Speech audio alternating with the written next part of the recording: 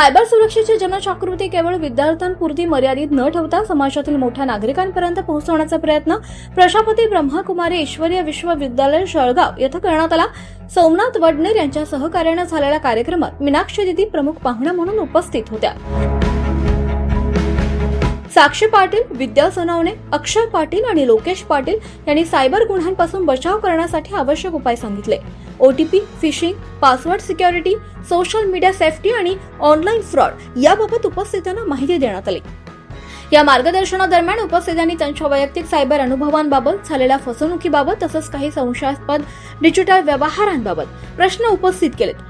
Cyber warriors यांनी त्यांच्या प्रश्नांचं निरसन करून प्रत्येक समस्येवर योग्य उपाययोजना आणि पुढील काळात घ्यायची खबरदारी याबाबत मार्गदर्शन केलं। सायबर गुन्ह्यांपासून सुरक्षित राहण्यासाठी जागरूकता आणि सतर्कता हीच प्रभावी उपाययोजना असल्याचा संदेश यावेळी देण्यात आला।